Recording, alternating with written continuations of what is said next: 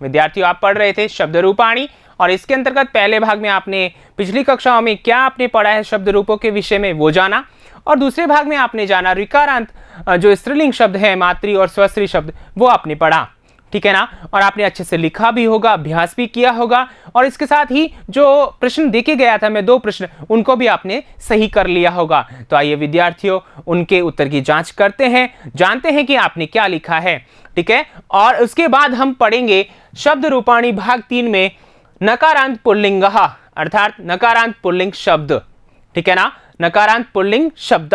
ठीक है, ये हम पढ़ने वाले हैं। तो पहले जान लेते हैं कि आपने क्या लिखा है। जो प्रश्न देखे गए थे आपको, अधोलिखितान शब्दान निर्देशानुसारम परिवर्तयत।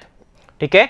अब यहां पर मातृ शब्द था, प्रथमा बहुवचन था और उसको लिखना था। देखिए विद्यार्थियों, माता, मातरौ, मातरः, यही बनता था।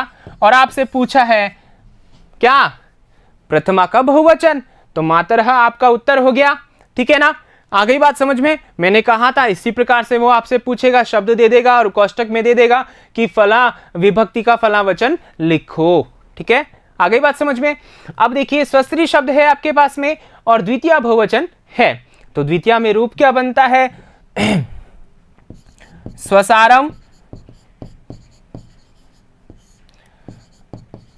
स्वसारौ। ठीक है, स्वश्री। ध्यान रखना है यहां दीर्घ विकार है, एक तो यूं होता है, एक यूं होता है। ठीक है ना, तो ये वाला आपको लिखना है, स्वश्री। ठीक है, स्वसारम, स्वसारौ, स्वश्री। ठीक है, तो आ गई बात समझ में। तो यहां पर आपका उत्तर ये हो जाएगा। ठीक है, हो गया, आपने लिख दिया, सही लिखा है ना। अब आगे देखिए अगला प्रश्न, दूसरा प्रश्न देखिए, कोष्टकात् उचित रूपम चित्वा रिक्त स्थानानि पूरयत। ठीक है, यानी रिक्त स्थानों की पूर्ति करनी है। तो यहां देखिए रिक्त स्थान में है क्या? मात्रा और मातु। देखिए मात्रा शब्द जो है वो तृतीय विभक्ति का एक वचन है। ठीक है, आप इसे शॉर्ट रूप में ऐसा लिख सकते हैं, 3 की घात 1। ठीक है ना, यानी तृतीय और एक का मतलब है एक वचन। और ये जो है आपके पास में पंचमी का एक वचन है और षष्ठी का एक वचन है, 2 जगह ये बनता है। ठीक है, तो अब यहां पर देखिए क्या आना चाहिए, वाक्य को पढ़ लीजिए पहले। राधा सह गृहम गच्छति। अब यहां सह आ गया और सह के साथ में हमेशा तृतीय विभक्ति ही आती है। आ गई बात समझ में, क्योंकि यह अव्यय है, आपको पढ़ाया था पाठों के बीच में कि स के साथ में तृतीय विभक्ति होती है। तो तृतीय का कौन सा है? मात्रा। तो हमारा उत्तर भी क्या हो जाएगा? मात्रा। अर्थात वाक्य क्या हुआ? राधा मात्रा सह गृहम गच्छति। राधा मां के साथ घर जाती है या माता के साथ घर जाती है। आ गई बात समझ में, बड़ा ही आसान है ना। तो यह तरीका भी आपसे पूछा जा सकता है। ठीक है, आगे देखिए अगला वाक्य, एतत् पुस्तकम मम अस्ति। ठीक है, आपका उत्तर क्या होगा? यह पुस्तक मेरी है। मेरी किसकी? तो यहां पर देखिए स्वसु, ये मैंने जैसे मातु बनता है वैसे पंचमी एक वचन, षष्ठी एक वचन और स्वसा, यहां पर ये कहीं जो है स्वसा स्वसारौ। ठीक है ना, तो ये प्रथमा का एक वचन बन जाता है स्वसा। आ गई बात समझ में। तो क्या आना चाहिए? मम है षष्ठी में तो स्वसु, यानी कि यह पुस्तक मेरी बहन की है, तो यहां पर क्या आ जाएगा? स्वसु। यह आपका उत्तर हो गया। आ गई बात समझ में, संबंध बताया जा रहा है इसलिए। तो ये 2 प्रश्न थे, आपने सही सही लिख लिए होंगे, बड़े ही मजेदार है ना। तो इस प्रकार के प्रश्न पूछे जा सकते हैं और आपको अभ्यास इसी प्रकार करना है। आप पूरे शब्दों को अच्छे से लिख लिख करके बोल बोल के याद करेंगे, तब जाके आपका ये अभ्यास पूर्ण होगा और इस प्रकार से आप उत्तर दे पाएंगे। आ गई बात समझ में। ठीक है, तो आइए आगे चलते हैं। आगे आपके पास में है नकारांत पुल्लिंग, यानी नकारांत पुल्लिंग शब्द, वो कौन सा है? तो देखिए यहां पे किसे कहते हैं, पहले ये जान लेते हैं। येषां शब्दानाम अन्ते नकारः न वर्णः भवति दृश्यते वा ते शब्दाः नकारांत शब्दाः कथ्यन्ते। एते शब्दाः यथा पुल्लिंगे प्रयुज्यन्ते तदा नकारांत पुल्लिंग शब्दाः कथ्यन्ते यथा राजन।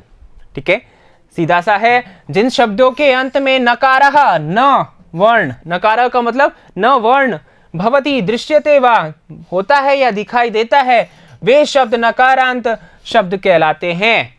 और जब इनका प्रयोग पुल्लिंग में होता है तो ये नकारांत पुल्लिंग कहे जाते हैं, जैसे कि राजन शब्द। राजन शब्द आपके पाठ्य पुस्तक में है, तो आइए जानते हैं राजन शब्द क्या होता है। राजन का मतलब होता है राजा, ठीक है। और ये इसके रूप किस प्रकार होंगे, तो यहां पर देखिए आपके सामने है, वीडियो पॉज करके आप इसको लिखिए अच्छे से, और मैं इसका उच्चारण करवा रहा हूं, मेरे साथ उच्चारण कीजिए कि किस प्रकार इसका याद कर सकते हैं।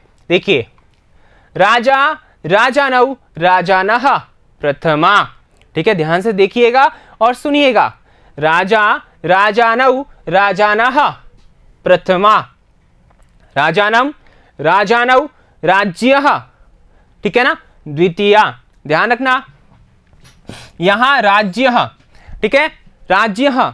अब देखिए मैं राज्य बोल रहा हूं, इसका उच्चारण यही होता है, लेकिन आप जो आपकी भाषा है या आपका वातावरण है उसके हिसाब से आप राज्य ऐसा बोलेंगे, ठीक है ना। तो आपको याद करना है, ध्यान रखना। और जब आपसे बोला जाए, ठीक है ना, तो वहां पर आप राज्य ऐसा उच्चारण करने की कोशिश करें, ठीक है ना। तो राजा, राजानौ, राजानः, राजानम, राजानौ, राज्यः, ठीक है ना। और ये बना कैसे, ध्यान रखना, ये भी बात ध्यान रखनी है। ये जो है राज्य, ठीक है ना, रा, ज, य, ठीक है, ध्यान रखना, ज है यहां पर और य और अ, ठीक है ना। अर्थात जो ज्ञानी है आप बोलते हो, ठीक है, ये कैसे बनता है ये आपको अच्छे से पता होगा। ज है और य है, ठीक है ना। और उसके बाद में यहां ये हलंती रहेगा, लेकिन अगर स्वर मिला देते हैं तो यहां पर ये पूर्ण हो जाएगा, ठीक है। बात समझ में आ रही है। तो यहां पर ज्ञानी आप बोलते हैं, ठीक है ना, एक्चुअल में इसका उच्चारण होता है ज्ञानी, ठीक है ना। तो यहां इसको कैसे बोलेंगे, राजानम, राजानौ, राज्यः, ठीक है, द्वितीया, राज्या, राजभ्याम, राजभिः, तृतीया, राज्ये, राजभ्याम, राजभिः, ठीक है,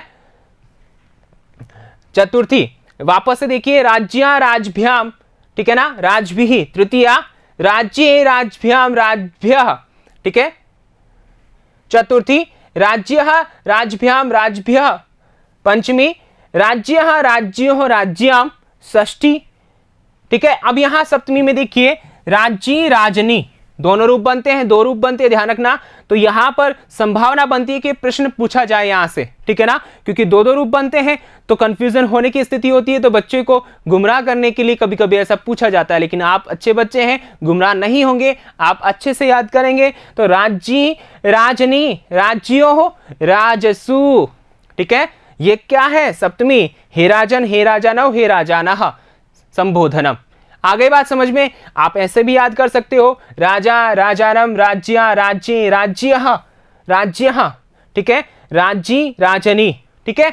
अब एक बात यहां पर इस स्तंभ में आपको पता चली, राज्यः, राज्यः, राज्यः, ठीक है, तीन जगह यह बन रहा है। तीन जगह कहां बन रहा है, द्वितीया के बहुवचन में, पंचमी षष्ठी के एक वचन में, ठीक है ना। तो यहां पर कंफ्यूज नहीं होना है, ध्यान रखना है, ठीक है ना, ये राज की बात है। फिर आगे देखिए, सप्तमी में आपने राज्य, राजनी देखा ही, उसी प्रकार द्विवचन है, बहुत ही आसान है, राजानौ, राजानौ, राजभ्याम, राजभ्याम, राजभ्याम, राज्यों, राज्यों, हे राजानौ, ठीक है।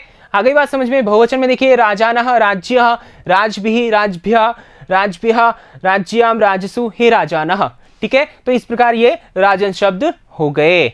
आगे बात समझ में, लिख लिया होगा दिमाग में और कॉपी दोनों में, ठीक है ना, और अच्छे से समझ लिया होगा। उच्चारण भी किस प्रकार करना है ये भी आपने जान लिया। तो आइए आगे बढ़ते हैं। आगे देखिए प्रश्न किस प्रकार पूछे जा सकते हैं। यहां पर देखिए, निर्देशानुसारम रूपाणि लिखत, ये सीधा सा प्रश्न आपके पूछा जाएगा। कैसे, राजन शब्द है द्वितीय बहुवचन लिखो, राजन शब्द है चतुर्थी एक वचन लिखो, राजन शब्द है सप्तमी एक वचन लिखो, राजन शब्द है प्रथमा द्विवचन लिखो, ठीक है। इस प्रकार से प्रश्न पूछा जा सकता है, ठीक है विद्यार्थियों। तो ये प्रश्न आपने लिख लिए हैं, इनके उत्तर आप दीजिए। मैं मिलता हूं आगे अगले वीडियो में सर्वनाम शब्दों के साथ में। चूंकि यहां पर आपने मातृ शब्द, स्वश्री शब्द और राजन शब्द जो है संज्ञा शब्द पढ़ लिए हैं, अब बारी आती है सर्वनाम शब्दों की, तो वो अगले वीडियो में पढ़ेंगे। तो मैं लेकर आऊंगा अगला वीडियो सर्वनाम शब्दों के साथ। धन्यवाद।